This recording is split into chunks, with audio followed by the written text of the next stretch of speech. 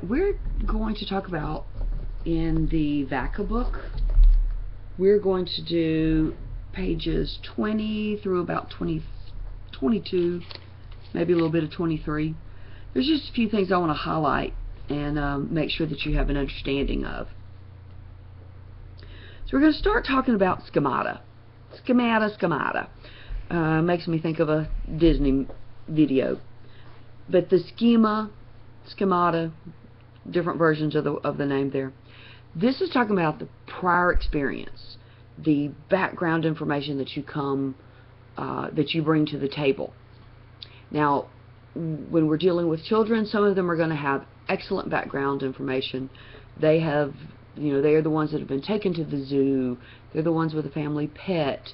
They're the ones that the children or that the parents sign them up for different sports or take them to different sporting events, take them to the national rodeo.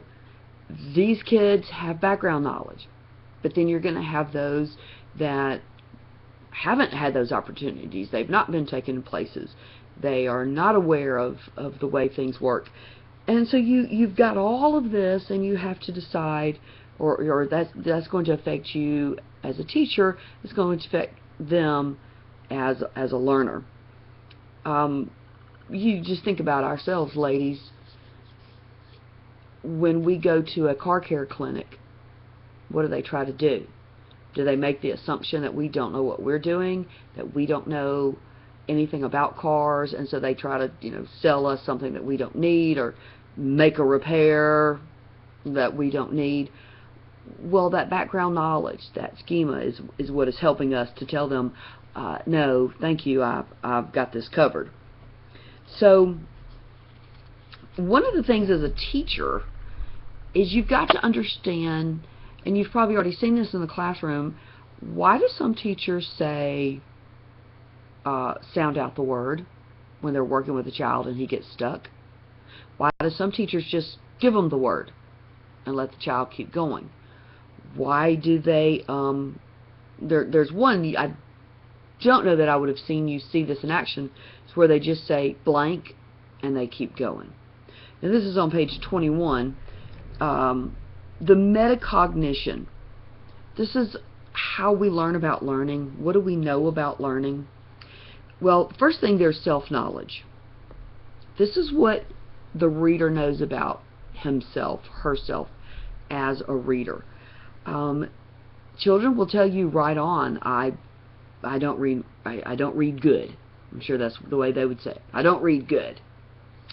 I had one little boy in 2nd grade said, I can't read, I'm not going to read, and you're not going to make me read. Well, talk about a challenge. But all of that comes from that self-knowledge, the background, how they've been looked over, they've not been worked with, and so what do they know about themselves as a reader? On the flip side of that, a good reader can tell you, oh, I'm good at reading and I like big words. I like to break down big words because that's a lot of fun. Alright, and that leads into task knowledge. Task knowledge is knowing how to either break down words, figure out what a word is if they don't know what it is. How do you figure it out? Do you use just the word itself? Do you use other words that are around it? So task knowledge is knowing how to do that. And then self-monitoring, the ability of students to monitor reading by keeping track of how well they're comprehending. How well do they understand what's going on? Well, let me tell you a story about a little girl that I had in kindergarten and how her self-monitoring wasn't as good as it should have been, and the clue came when I realized her error. The objective of the lesson was that I was going to tell them a story, and it's just an oral story. They were not looking at pictures or anything. I was not reading a book. I was just telling them a story. And then at the end of the story, they were going to draw a picture about what the story was about. So I start telling Aesop's fable, The Ant and the Dove. Now, if you're not familiar with that story, there's an ant is floating, or he's drowning in the little stream, and he's screaming, help me, help me. A dove is flying overhead. he hears the ant, and so he drops his little stick into the stream. The ant's able to climb up on the stick and float over to the side of the stream, and it saves his life. And so the ant tells the dove, "Thank you, thank you, thank you. You've saved my life. One day I'm going to do the same thing for you." To which the dove laughs and says, "You're just a little bitty nothing.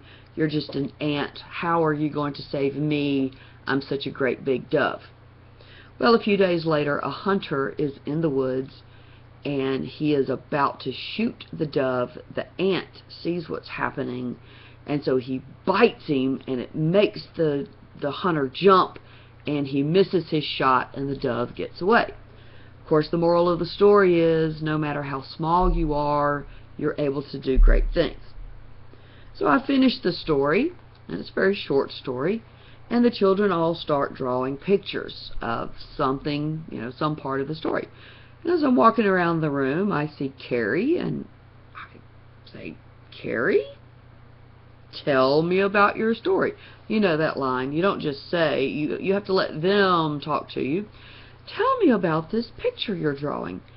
And she has the stream drawn, but there's a lady in the water, and then there's a dove overhead, but there's a lady in the water. And I said, "Well, Carrie, tell me about this picture." And she begins telling me, and she says, "And this is my Aunt Melissa in the stream." Well, there you go. She did not get that. It didn't make much sense that her Aunt Melissa could be drowning in a little bitty stick that a little bitty dove drops. And so she kind of missed that point. Of course, she's 5, so we are okay with that.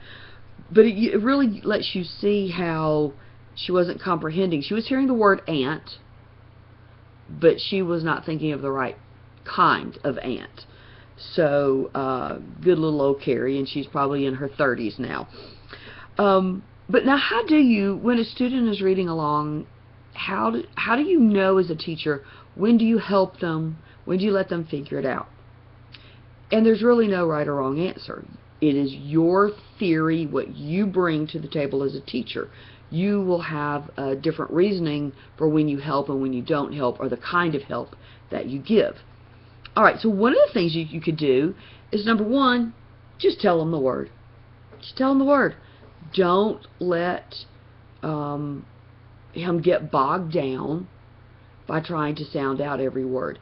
Just tell him the word. Now, there's several times that it would be very appropriate to do this. If it's a word that they're not going to be seeing very often, let's say it's one unique word in this story, and you know that that's not a word that they're going to be seeing frequently, just tell them the word. I mean, there are some words that they will see very, very, very few times in their childhood, so just tell them the word. Or it could be that sometimes you will make them do, other times you're just going to tell them the word, because you do have to get to the comprehension. And if you're always stopping and worrying about sounding out the word, the comprehension suffers. Alright? So the second thing you can do is sound it out.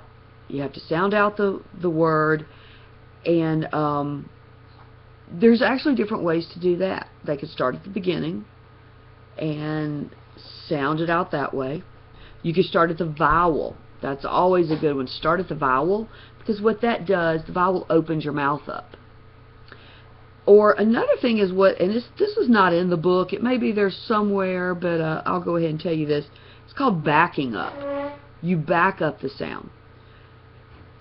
And let's see, write down the word primate. Primate. P-R-I-M-A-T-E. Now, this is a new word for a, let's say, first grader. But they do know what word within that word. They should know the word 8. So cover up everything with your finger except for the 8. And you get them to say that.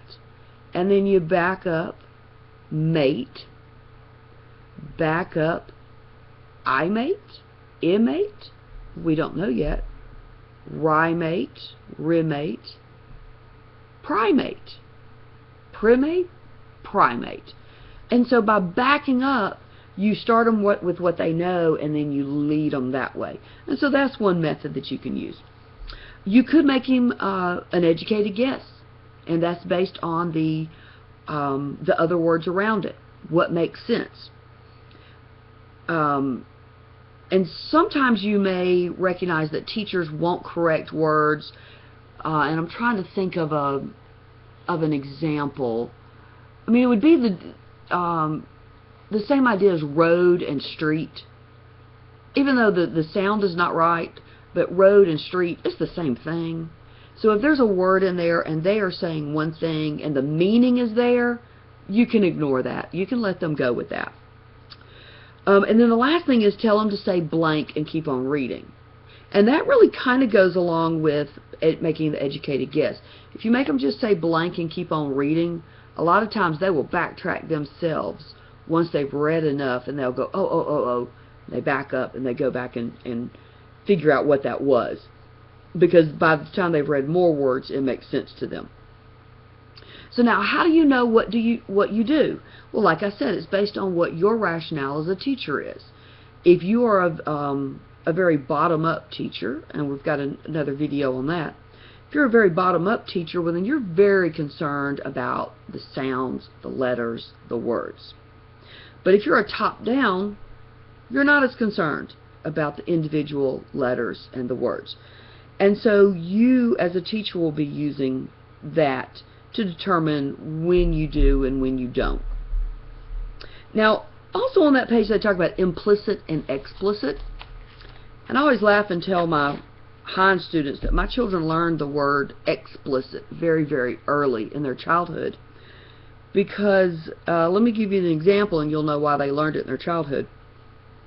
If I gave you the implicit message, this is when I don't spell it out.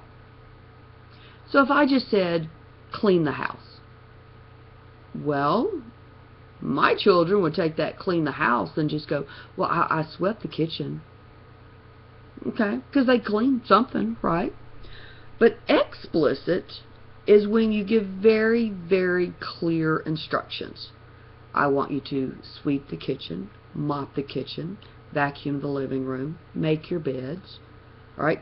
And so that's why they knew that word explicit. I gave you explicit instructions on what I want done this afternoon. So they learned that word very early. But as far as teaching, what is implicit and explicit?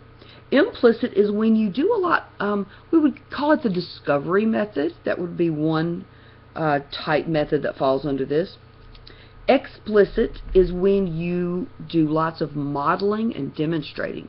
You show those students exactly what you want them to do. You think out loud. You model the behavior.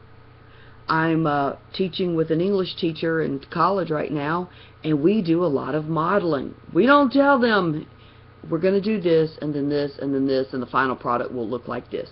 We don't do that at all. We model. She throws out new information that I've not seen before, and so I'm thinking out loud, helping with the group discussion, because we teach developmental students, and they don't always understand how to do this. And so that is explicit teaching. We are really explaining, thinking loud, and demonstrating.